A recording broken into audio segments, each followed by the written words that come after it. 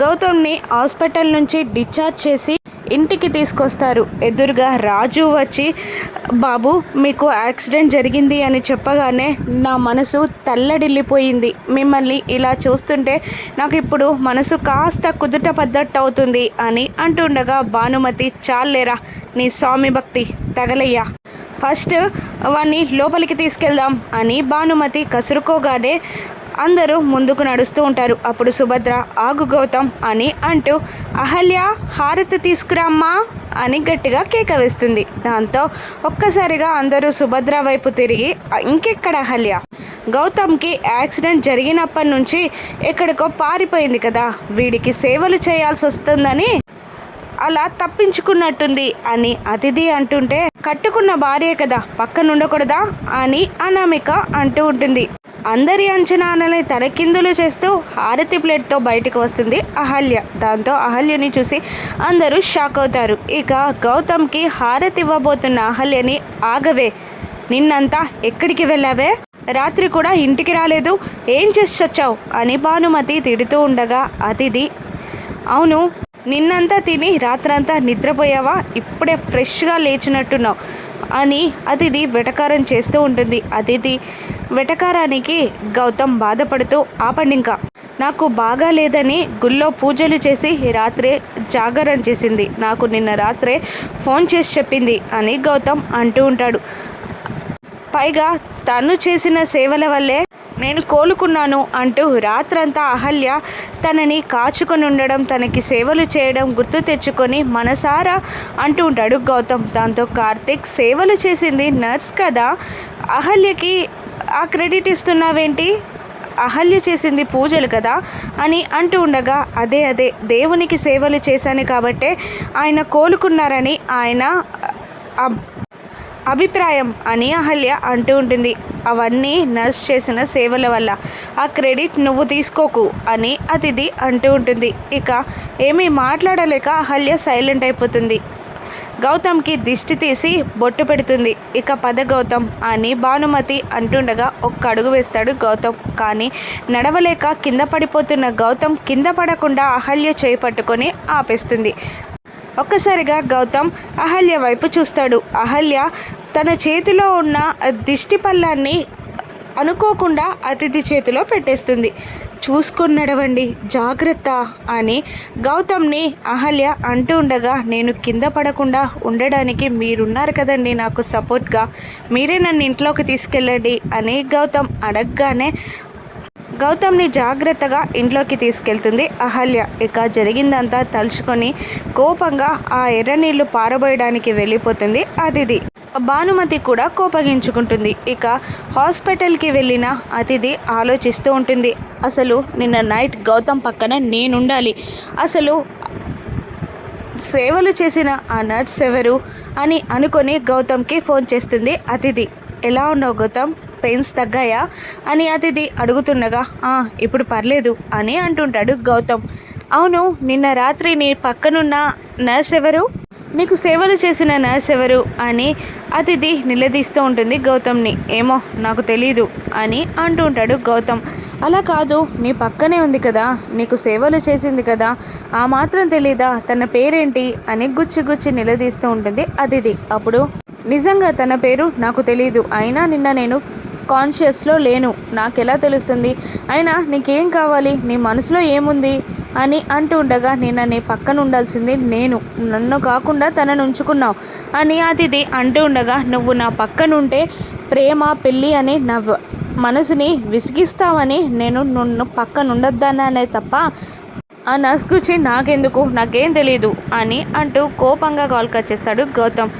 ఏంటి ఇదేదో తేడాగా ఉందేంటి, నిన్న నైట్ డ్యూటీలో ఉన్న నర్సులని అడిగితే తెలుస్తుందేమో అని అనుకొని నిన్న నైట్ డ్యూటీలో ఉన్న నర్సులను అందరినీ పిలిచి వాళ్ళు ఎక్కడెక్కడ ఎవరు పనిచేశారో అడుగుతుండగా వాళ్ళు ఇన్ఫర్మేషన్ ఇస్తూ ఉంటారు. అంటే నిన్న డాక్టర్ గౌతమ్ దగ్గర ఎవరు లేరా, మీరు అంత నెగ్లిజెన్సీ ఏంటి, ఎవరు వస్తున్నారో ఎవరు వెళ్తున్నారో కూడా తెలీదా, ఎవరైనా రావచ్చా, మిమ్మల్ని అందరినీ సస్పెండ్ చేస్తున్నా అని అతిథి కోపంగా అరుస్తూ ఉంటుంది. అప్పుడు అంజలి వచ్చి, ఏంటది ఇది అంటూ ఉండగా, వీళ్ళెవ్వరూ గౌతమ్ దగ్గర లేరంట, గౌతమ్కి సేవలు చేసిన నర్స్ ఎవరు అంటుండగా, దానికే ఆ మాత్రానికే వీళ్ళని సస్పెండ్ చేయాలా, మీరు వెళ్ళండి అని అంటూ ఉంటుంది అంజలి.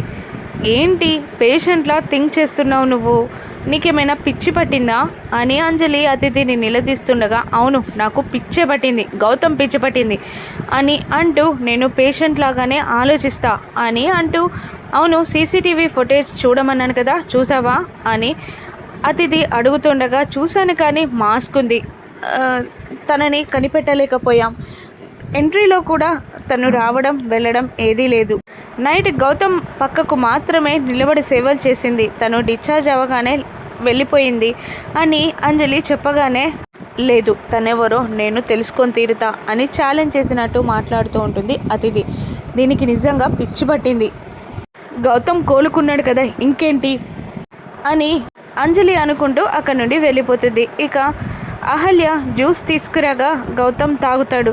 ఏంటండి ఫోన్ ఎవరు అని గౌతమ్ని అడుగుతుండగా, అతిథి నిన్న రాత్రి నీకు సేవలు చేసిన నర్స్ ఎవరని నిలదీస్తుంది. తనకి ఏదైనా డౌట్ వచ్చినట్టుంది, మనం జాగ్రత్తగా ఉండాలి అని అంటూనే, మీరేం టెన్షన్ పడకండి నేను చూసుకుంటా అని అంటూ ఉంటాడు గౌతమ్. కానీ డీప్ థింకింగ్లోకి అహల్య వెళ్ళిపోవడంతో, చెప్పాను కదండి నేను చూసుకుంటానని, మీరు టెన్షన్ తీసుకోకండి, రూమ్లో నా ల్యాప్టాప్ ఉంది కాస్త తీసుకొస్తారా వర్క్ చేసుకుంటా అంటుంటాడు గౌతమ్. అలాగే అని ల్యాప్టాప్ తీసుకురావడానికి రూమ్లోకి వెళ్ళగానే అక్కడ తన మొబైల్ రింగ్ అవుతుంది.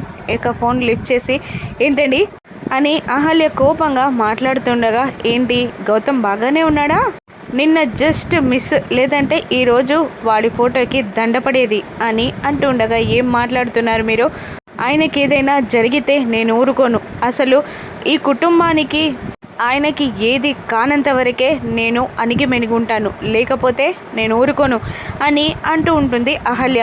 ఏంటి కొప్పడుతున్నావు, అప్పుడే మర్చిపోయావా నేను పెట్టిన భయం అని బాస్ అంటూ ఉండగా, లేదు నిజంగానే చెప్తున్నా అని అహల్య అంటూ ఉండగా, ఏం చేస్తావేంటి అని అంటుంటాడు బాస్. అప్పుడు మీరు నాకు ఫోన్ చేసి అరెస్ట్ చేస్తున్నారని భయపెడుతున్నారని ఇందిరాగారి బాక్స్తో సహా తీసుకెళ్ళి పోలీసులకి ఇచ్చేస్తా, అప్పుడు మీకు శిక్ష పడుతుంది అని అహల్య అంటూ ఉండగా, ఓహో అవునా, అంటే నువ్వు భయపడవన్నమాట, ఇప్పుడు చూస్తా నువ్వు ఎలా భయపడవో అని అంటూనే, అవును మీ మామయ్య గారు మిలిటరీ ఆఫీస్కి వెళ్తారు కదా, అక్కడ ఆ బిల్డింగ్ పైన బాంబు పడితే మీ అత్తయ్య గారు బుజ్జి కూరగాయలకు వెళ్తారు కదా, అక్కడ బాంబు పడితే, ఇక మీ బామ్మగారు ప్రవచనాలకి గుడికి వెళ్తారు కదా, అక్కడ యాక్సిడెంట్ జరిగితే, అనామిక కార్తిక్ ఇద్దరు ఫిలింకి వెళ్తారు కదా, అక్కడ ఏదో ట్రక్ గుద్దేస్తే స్కూల్కి వెళ్తాడు కదా చిన్న బాబు, వాడిని ఎవరైనా ఎత్తుకుపోతే అని బాస్ అంటూ ఉండగా, ప్లీజ్ అలా చేయకండి,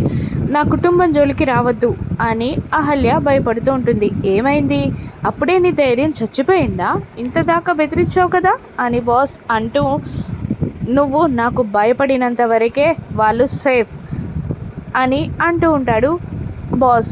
2 రోజుల్లో ఎలాగైనా ఆ బాక్స్ని తీసుకొచ్చి మీకు ఇస్తా అని అహల్య అంటూ ఉంటుంది. దాంతో సరే అంటూ కాల్ కట్ చేస్తాడు ఆ బాస్.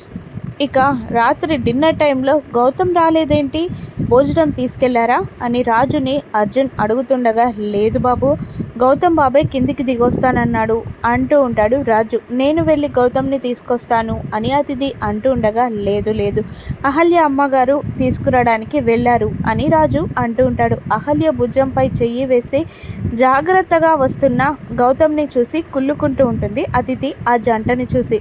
ఏంట్రా గౌతమ్, ఆ రూమ్లో తినొచ్చు కదా, ఇంత కష్టపడి కిందికి దిగి రావడం అవసరమా అని అర్జున్ అంటూ ఉండగా, రూమ్లో ఉంటే బోర్గా ఉంది నాన్న, ఇక్కడ మీతో కాసేపు మాట్లాడొచ్చు కదా అని అంటూ ఉంటాడు గౌతమ్. అహల్య వాళ్ళందరినీ చూస్తూ ఉండిపోతుంది. ఇక గౌతమ్కి సేవలు చేసింది నర్స్ అహల్య అని అతిథి తెలుసుకుంటుందా రాను ఎపిసోడ్స్లో చూద్దాం. Thank you for watching.